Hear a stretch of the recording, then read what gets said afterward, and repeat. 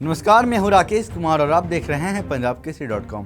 दोस्तों, एक कहावत है कि राजनीति में कोई किसी का सगा नहीं, और यह कहावत जिसने भी कही होगी वह काफ़ी सोच समझ कर कही होगी। तो आप सोच रहे होंगे कि आज हम इस कहावत पर कहां से आ गए। तो चलिए बताते हैं। आज हम यह कहावत इसलिए भी कह रहे हैं क्योंकि वर्तमान में महाराष्ट्र में जो राजनीति चल रही है वह इसी कहावत पर चल रही है। जहां वर्तमान में अब एनसीपी में दरार आ गई है, यहाँ एनसीपी पार्टी का भी अब टुकड़ा हो गया है और अब यह टुकड़ा दो गुटों में जाकर बंट गया है। एक टुकड़ा चाचा तो दूसरा टुकड़ा भतीजा। मतलब कि अब शरद पवार से अलग होकर अजित पवार ने अपनी अलग गाड़ी पकड़ ली है, जिसमें वह अब एकनाथ शिंदे और भाजपा की गाड़ी में सवार हो गए हैं।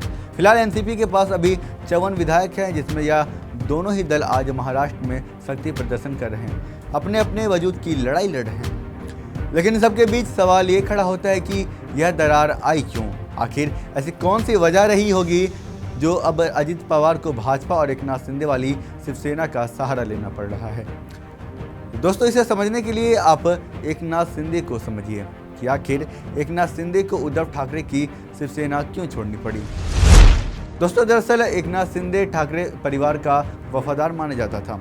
वह 2004, 2009, 2014 और 2019 में लगातार मुंबई के ठाणे में विधायक चुने गए, जो शिवसेना का गढ़ माना जाता है। शिंदे पार्टी के विधायक दल के नेता और उसके बाद विधानसभा में विपक्ष के भी नेता रह चुके हैं। लेकिन एकनाथ शिंदे ने पार्टी से बगावत इसलिए की क्योंकि एकनाथ शिंदे का कहना था कि उद्धव ठाकरे पार्टी की विचारधारा से अलग होकर कांग्रेस के साथ हाथ मिलाया, और वो भी केवल सत्ता की लालच में, जो कि साफ नजर आ रहा था। और इस कारण एकनाथ शिंदे ने विधायकों की बहुमत के बाद पार्टी के विश्वास मत को हासिल कर पार्टी की विचारधारा के साथ चलकर बीजेपी के साथ सरकार बनाई।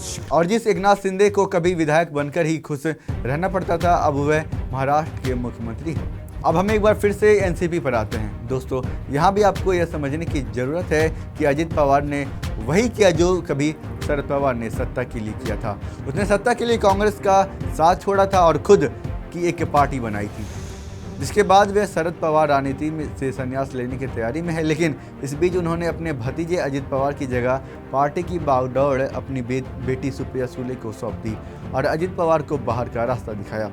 लेकिन यहाँ भी अजित पवार राजनीति के कोई कच्चे खिलाड़ी नहीं निकले, बल्कि उन्होंने पार्टी की कई विधायकों को अपने खेमे में शामिल कर एनसीपी पर अपना प्रभुत्व जमाने जा रहे हैं। तो दोस्तों, कैसी लगी तमाम जानकारी हमें कमेंट्स करके जरूर बताएं, और फिलहाल के लिए मुझे दीजिए इजाज़त। देखते रहिए पंजाब केसरी। धन्यवाद।